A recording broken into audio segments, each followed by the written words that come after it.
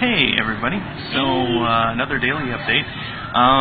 So we've gotten right now to experience one of the drawbacks to the power grid in Myanmar. The power to our building is actually out. Yay, walking up 7 flights of stairs. With no lights. Anyway, we got to go to, what would you call it? Mobi Village, which is a kind of boarding school for a lot of the kids from the Chin and Kachin tribe, which is up in the northern area. It's just really neat.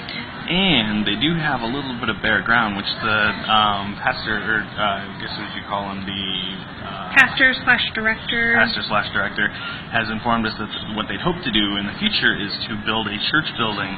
Who would like to help build a church and put it between two Buddhist temples? Yeah, they've got a Buddhist temple on each side of them. Most of these kids are older. The youngest is 10, and I think the oldest is going to be starting college. Yeah, of them. So a good group of kids, a lot of fun. So that was our day-to-day. We'll keep you guys posted, and we'll see how this thing goes. All right? Talk to you guys later. Bye. Bye. Messengers, calling all the messengers, calling all the messengers.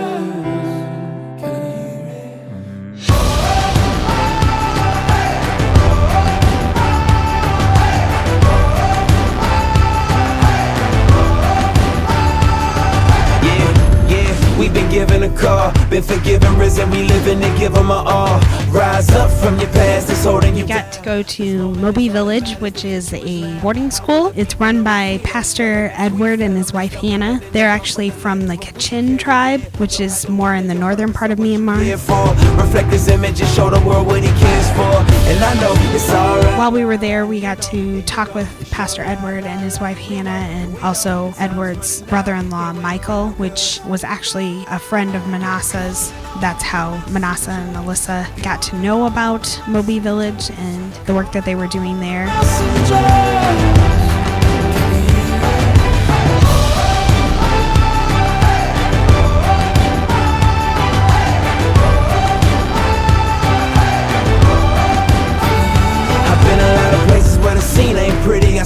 We were given a tour of the grounds, which included an area where they would hope to someday build a permanent church. We built like a tent. Yeah. But it lasts for only 2 years, so we need to rebuild after 2 years.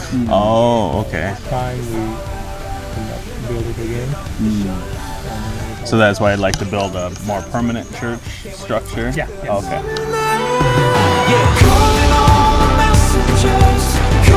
They have about 20 kids that live out at the boarding school right now. Most of them are girls. They have probably 3 or 4 boys. Each day the kids ride about 20 minutes to and from school. When they get home, they can then do a few chores, and then they will spend some time learning about Christ, whether through Bible study or worship.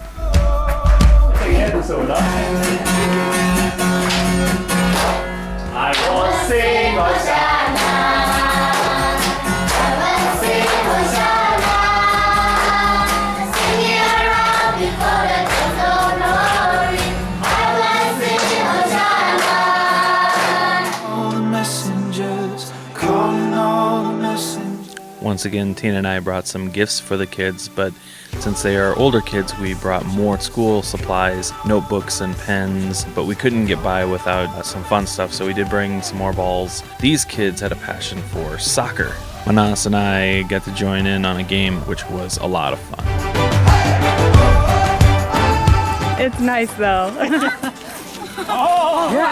Noise from kids is different than noise in the city. Oh, good kick.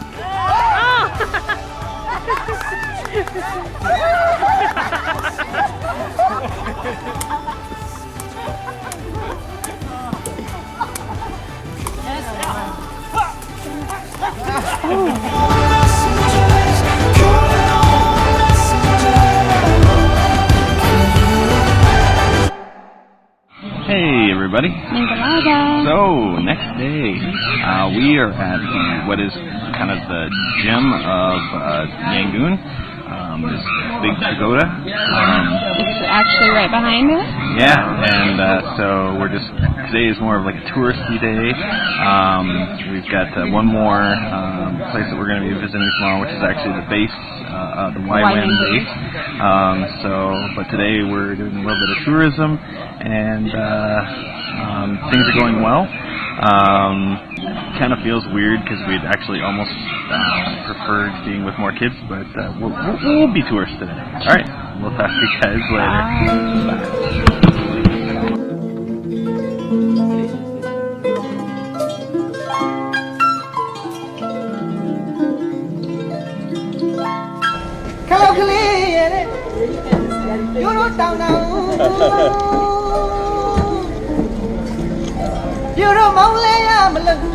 Bye.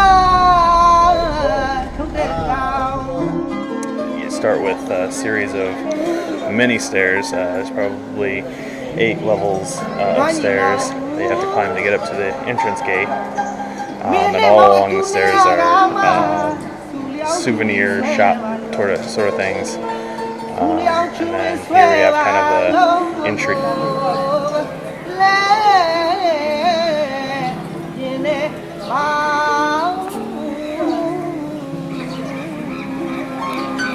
Boy knew from Grace Orphanage, because she hadn't been feeling the greatest when we had been there on Monday, she wanted to spend some time with us and actually get to talk with us. So she actually came in to be kind of like our little tour guide.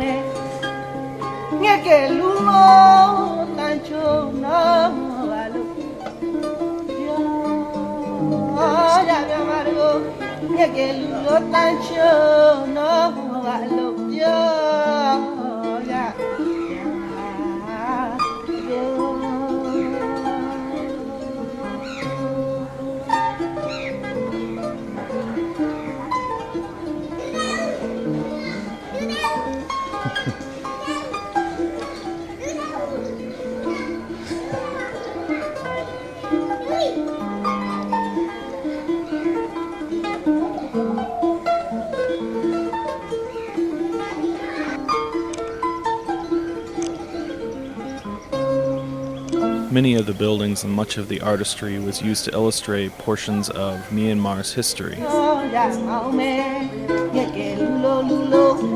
and knotted together.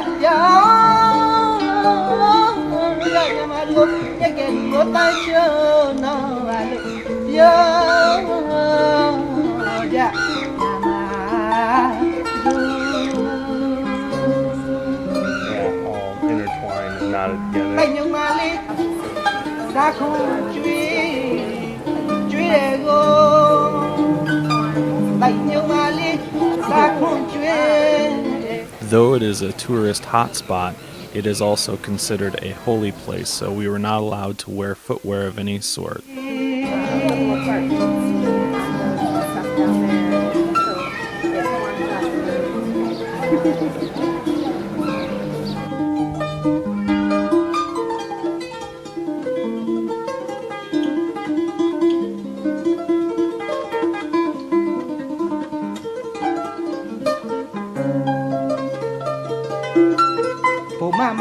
It was very interesting to actually see it and walk through it. The architecture and the way it's built is absolutely gorgeous. The artisans did a wonderful job, but it's very sad to what they're building it for. It kind of broke my heart that they're building all this to the glory of an idol, a false, empty god.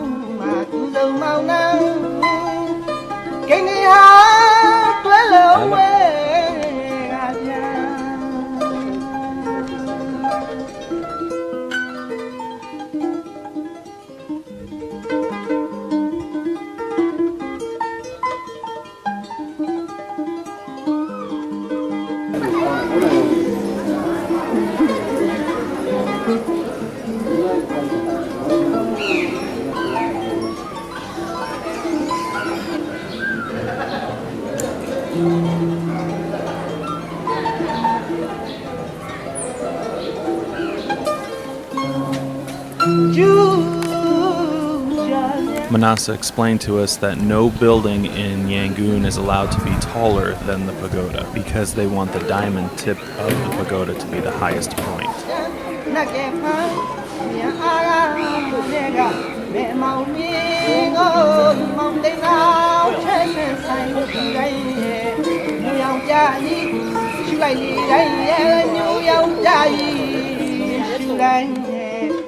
Hey everybody, so here we are, we're at the end of our adventure and we are preparing for the long journey home. It's been an amazing time here, already thinking about how soon we can come back. It's just been incredible. So tonight we will take off from Yangon and try to fly back into Seoul. Prayers that everything works on the way back as far as catching our flight, because we'd rather not have the hassle. Yeah, hopefully it's less issues on the way back, or no issues. Yeah, and we didn't update yesterday, but we went to the YWAM base and actually got to sit in on one of their meetings and stuff. It was mostly a prayer meeting yesterday, so that was kind of nice. And then we got to see the new building that they're trying to build. It's called their faith building. They're trying to build it all on faith, and it's coming along quite well, so it's really awesome. So they're hoping to be able to complete it, hoping by the end of February, but yeah, we'll just pray God's will there. Yeah. So anyway, we'll keep up as we can, and yeah, we'll be home before you know it. Yay! Talk to you later, everybody.